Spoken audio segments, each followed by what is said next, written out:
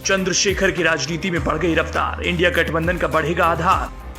RLD ने मन बना लिया, चंद्रशेखर ने तय कर लिया, 2024 की लड़ाई में अपनी राजनीति का दिखाएंगे दम। पश्चिमी यूपी की सीट से चुनाव लड़ सकते हैं चंद्रशेखर आजाद, किस पार्टी का होगा सिंबल। सियासत के शतरंज की बिसात पर पश्चिमी यूपी में आजाद समाज पार्टी के अध्यक्ष चंद्रशेखर आजाद के लिए एक कोना रखने का ऐलान होने वाला है। एक फैसला ऐसा लिया जाएगा जिसे सुनकर चंद्रशेखर की राजनीति को लाइक करने वालों को एक बड़ी खुशी मिलेगी।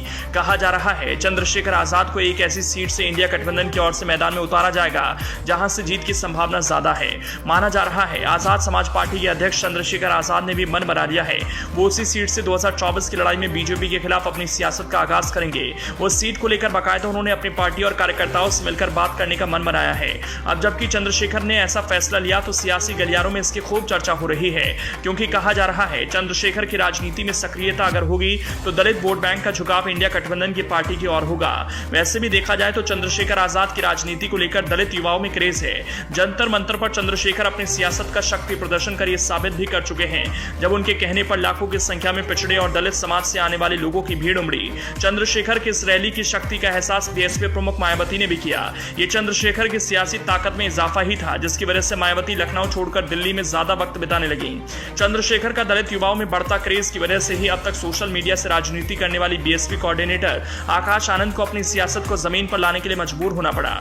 जनता के बीच उनसे मिलकर उनसे बात करने की आदत डालनी पड़ी। सियासत की दुनिया में चंद्रशेखर के बढ़ते कद की वजह से ही बीजेपी विरोधी पार्टियों की नजर उन पर गई। अब माना जा रहा है वो 2024 की लड़ाई में मैदान में उतरेंगे, उनके लिए सीट भी तय हो चुकी है। दरअसल उत्तर प्रदेश में बसपा प्रमुख मायावती की साख में गिरावट के बीच आजाद विपक्ष को अनुसूचित जाति के मतदाताओं के बीच अपनी पैठ मजबूत करने में मदद कर सकते हैं।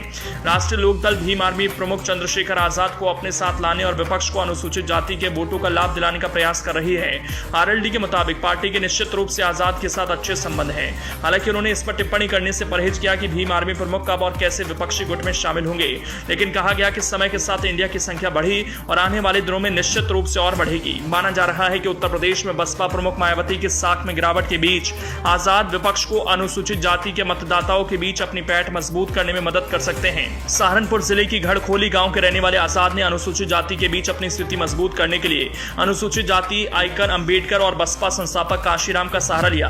माना जा रहा है अगर योजना अंतिम रूप ले लेती है तो आजाद यूपी में एसपी आरएलडी कांग्रेस गठबंधन का हिस्सा बन जाएंगे। कहा जा रहा है कि आजाद बिजनौर की आरक्षित सीट नगीना से लोकसभा चुनाव लड़ने की तैयारी कर रहे हैं, जहां अनुसूचित जाति और मुसलमानों की संख्या अधिक है। उनका 9 अक्टूबर को नगीना में एक सार्वजनिक बैठक करने का भी कार्यक्रम प्रस्तावित है। नगीना का प्रतिनिधित्व वर्तमान में बसपा के गिरीश चंद्र के पास है, जिन्होंने 2019 में भाजपा की यशवंत सिंह को 1,60,000 से अधिक वोटों से हराकर सीट जीती थी। तब बसपा को गठबंधन के तहत सपा का समर्थन मिला था।